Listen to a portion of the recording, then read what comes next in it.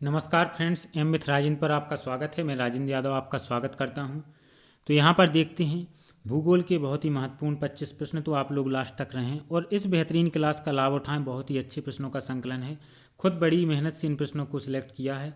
तो आप लोग लास्ट तक रहें और देखें आप 25 में से कितने प्रश्न कर पाते हैं। एक बेहतरीन क्विज है, आपको विस्तार से समझाऊंगा अभी। तो आप लाइक कर दें क्लास को और ज़्यादा से ज़्यादा शेयर करें। तो पहला प्रश्न देखते हैं, सुंडा गर्त किस महासागर में है? तो सुंडा गर्त है वो हिंद महासागर की सबसे गहरी और बड़ी गर्त है। तो किस में महासागर में है? हिंद महासागर में सुंडा गर्त है।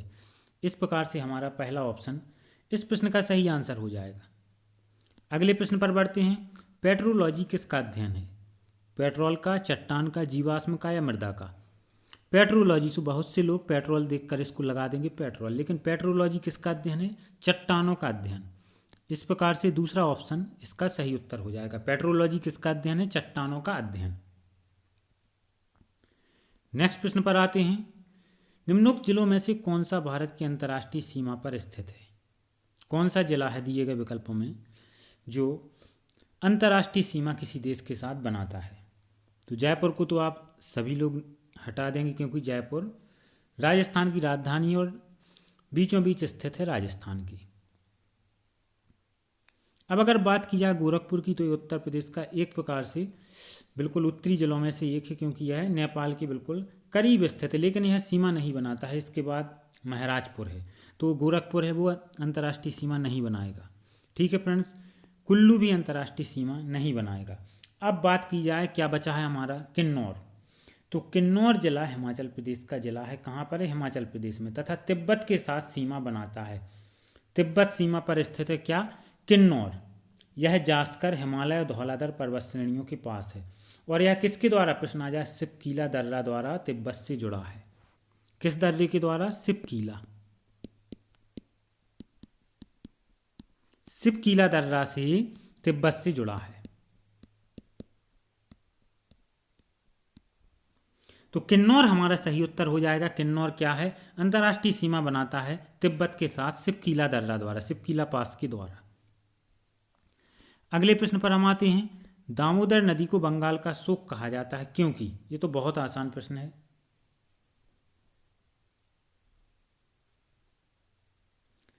अगर पूछा जाए दामोदर नदी का उद्गम स्थल कहाँ है, तो यह छोटा नागपुर का पठार है, जहाँ पर यह टोरी नामक स्थान पर इसका उद्गम है। कहाँ पर? टोरी। और कहाँ पर? छोटा नागपुर। कहाँ पर है? छोटा नागपुर का पठार। और छोटा नागपुर का पठार का अधिकांश हिस्सा कहाँ पर है? झारखंड में है। तो इसमें बंगाल का सूख क्यों कहा जाता है? क्योंकि इसमें तबाही मचाने वाली बाढ़ आती है। तो पहला ऑप्शन है इसका सही उत्तर होगा।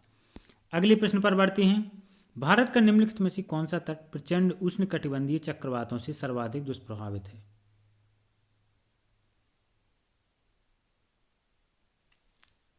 तो ये भारत के सभी तटीय भाग हैं, मालाबार तट, आंध्र प्रदेश, कोंकण, गुजरात।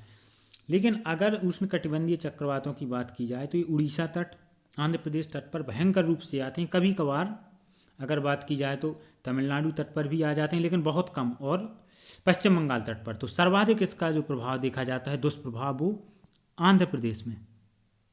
तो इस प्रकार से दूसरा ऑप्शन यहाँ पे क्या होगा? सही उत्तर। अब हम अगले प्रश्न पर आते हैं। एक बहुत ही अच्छा प्रश्न है, दुग्ध उत्पादन में संसार में अमेरिका का कौन सा स्थान है? इस प्रकार से प्रश्न पूछा गया है पहले कि दुग्ध उत्पादन में विश्व का अग्रणी देश कौन सा है? दुग्ध उत्पादन में भारत का अग्रणी राज्य कौन सा है? इस प्रकार के प्रश्न पहले पूछे गए हैं। तो फ्रेंड्स, अगर प्रश्न आता है दुग्ध उत्पादन में विश्व में अग्रणी देश कौन सा है, तो वो हो जाएगा कौन सा? भारत। भारत का दुग्ध उत्पादन में विश्व में पहला स्थान है। और अगर बात की जाए उत्तर प्रदेश, उत्तर प्रदेश, तो इसका पहला स्थान है सभी राज्यों में भारत में दुग्ध उत्पादन में। अब दुग्ध उत्पादन में संसार में अमेरिका का कौन सा स्थान है? तो अमेरिका का स्थान है, याद रखें, दूसरा। पहला भारत का हो गया, दूसरा अमेरिका का हो गया, और तीसरा चीन का। तो हमें याद रखना है पहले तीनों देश दुग्ध उत्पादन में भारत का प्रथम स्थान, अमेरिका का द्वितीय स्थान, चीन का तृतीय स्थान, और भारतीय प्रदेशों में उत्तर प्रदेश का पहला स्थान। अगले प्रश्न पर आते हैं हम, भारत में सबसे पहला कॉटन मिल निम्नलिखित में से किस शहर में स्थापित किया गया?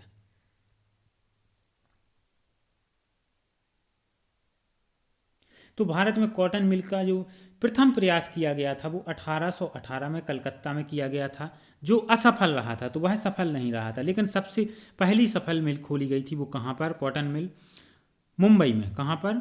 बम्बई या मुंबई में खोली गई थी 1854 में। अब हम अगले प्रश्न पर आते हैं। केंद्रीय गन्ना अनुसंधान संस्थान कहाँ है? ये इंपॉर्टेंट प्रश्न है और कई बार पूछा गया है। केंद्रीय गन्ना अनुसंधान संस्थान कहाँ स्थित है? तो ये स्थित है कोयम्बटूर में। कोयम्बटूर कहाँ है? तमिलनाडु में। तो केंद्रीय गन्ना अनुसंधान संस्थान कोयम्बटूर में स्थित है। अगले प्रश्न पर आते हैं। कुम्हारिया नामक प्रस्तावित न्यूक्लियर पावर प्लांट किस राज्य से संबंधित है?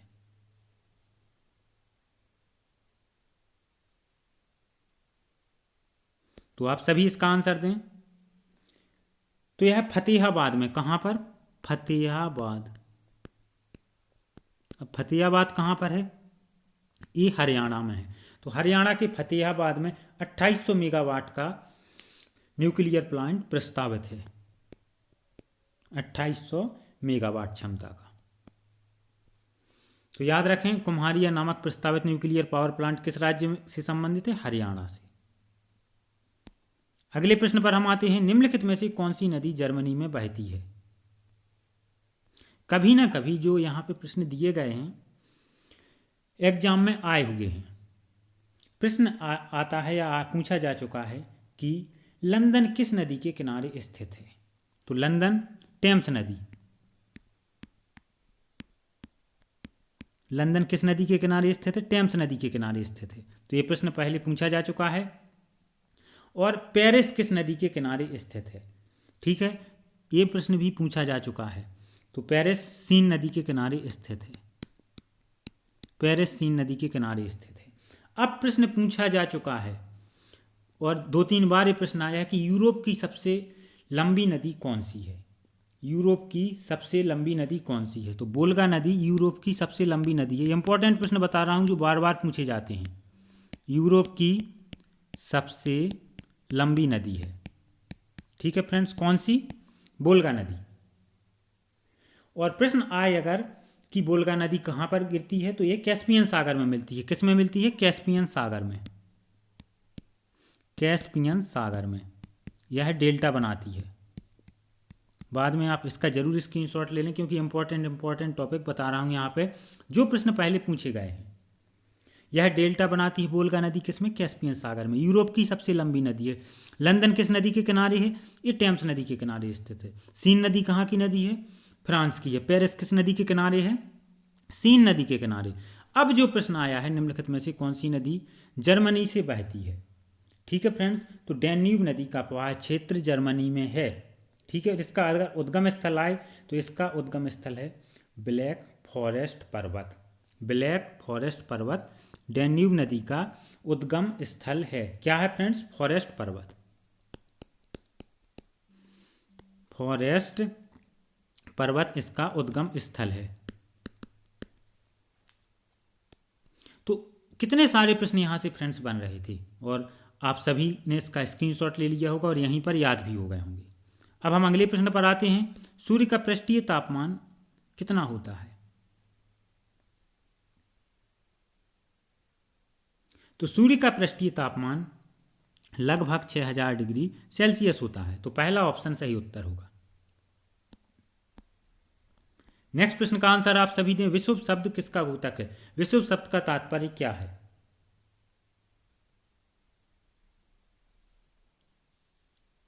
तो फ्रेंड्स 21 मार्च एवं 23 सितंबर को सूर्य विषुवत रेखा पर लंबवत चमकता है। विषुवत रेखा पर इसकी किरणें लंबवत गिरती हैं और इस स्थिति में सर्वत्र दिन एवं रात बराबर होते हैं। जब दिन और रात बराबर होते हैं तो इस स्थिति को विषुव कहा जाता है। तो विषुव किसे कहा जाता है फ्रेंड्स? जब दिन और रात बराबर होते हैं। तो इस प्रकार से तीसरा ऑप्शन सही उत्तर होगा। नेक्स्ट प्रश्न पर हम आते हैं। किस क्षेत्र में अधिकांश मौसम संबंधी गतिविधियां होती हैं? और फ्रेंड्स लाइक और शेयर ज़्यादा से ज़्यादा करते रहें कि ज़्यादा से ज़्यादा लोग इस क्लास से जुड़ सकें। कई प्रकार के प्रश्न आते हैं। जैसे प्रश्न पूछा जाता है कि सबसे निचली वायुमंडल की परत फ्रेंड्स कौन सी है, तो आपका उत्तर क्या होगा? वायुमंडल की सबसे निचली परत तो क्षोभ मंडल वायुमंडल की सबसे निचली परत है। क्या है ये? सबसे निचली परत है।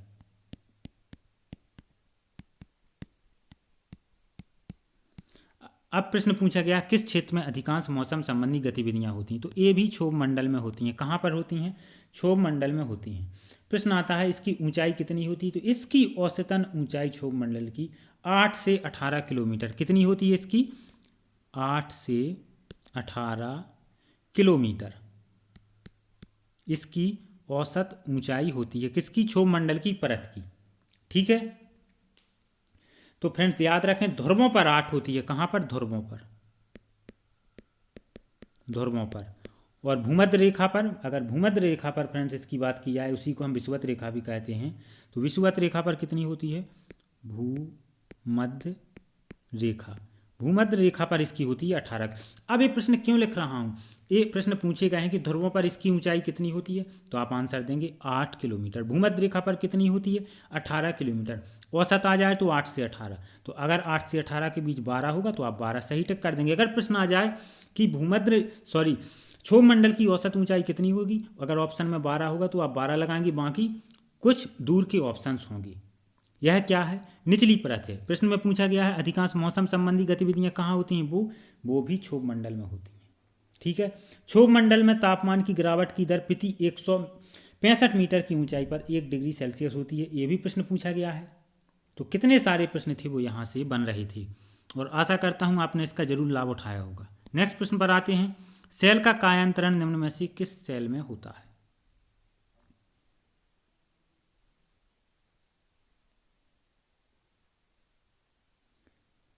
तो फ्रेंड्स चट्टान चूर्ण के बारीक कणों के निक्षेपण से चीका सेल का निर्माण होता है। क्या होता है? चीका सेल का निर्माण। और प्रायः इस सेल का निर्माण सागर, झील अथवा बाढ़ के समय नदियों के किनारे पर ही होता है। ठीक है, और जब सेल के कणों का आकार 1/32 से 1/256 मिलीमीटर व्यास का होता है तो उसे हम क्या कहते हैं? स्लेट कहते हैं। तो स्लेट एवं क्ले के संगठित हो जाने पर ही सेल चट्टान का निर्माण होता है, फिर सेल का रूपांतरण स्लेट में हो जाता है। तो इस प्रकार से सेल का कायांतरित रूप क्या है, तो वह है स्लेट। तो स्लेट इसका सही उत्तर हो जाएगा। नेक्स्ट प्रश्न पर आते हैं, चीनी सागर के उष्णकटिबंधीय चक्रवातों को निम्नलिखित में से क्या कहा जाता है? विभिन्न जगहों पर उष्णकटिबंधीय चक्रवातों के विभिन्न नाम हैं। तो चीन सागर के उष्णकटिबंधीय चक्रवातों को टाइफून कहा जाता है, और इसे याद कर लें, इंपॉर्टेंट प्रश्न है। टाइफून चीनी सागर के उष्णकटिबंधीय चक्रवातों को कहा जाता है।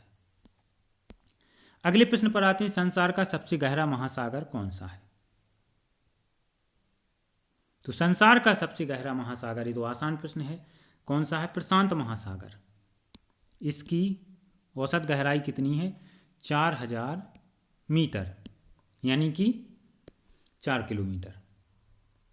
अगले प्रश्न पर हम आते हैं, लंबे घास वाली पेरेरी वनस्पति के नीचे पैदा होने वाली मृदा को कहते हैं। तो इसे हम क्या कहते हैं फ्रेंड्स? चैनोजैम मृदा। और चैनोजैम सर्वाधिक उपजाऊ और भुरभुरी मिट्टी है। इसमें उर्वरक एवं सिंचाई की आवश्यकता बहुत कम पड़ती है। ठीक है फ्रेंड्स, और ह्यूमस की अधिकता के कारण इसका रंग काले जैसा होता है। तो तीसरा ऑप्शन हमारा सही उत्तर होगा। नेक्स्ट प्रश्न देखते हैं, सबसे अधिक स्थायी पारिस्थितिकी तंत्र कौन सा है?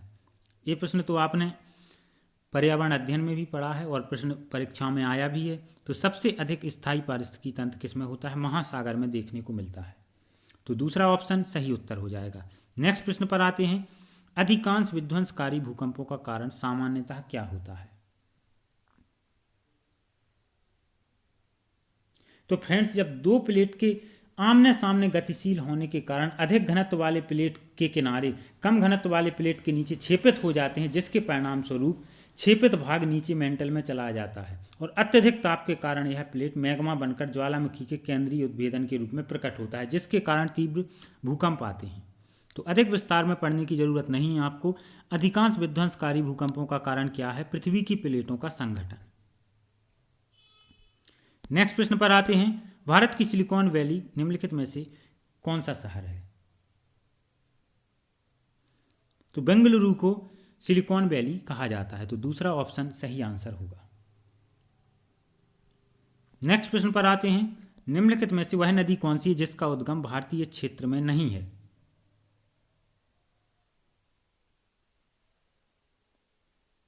तो सभी जो इंपॉर्टेंट है, सभी के आपको याद होना चाहिए उद्गम और मुख्य मुख्य पॉइंट।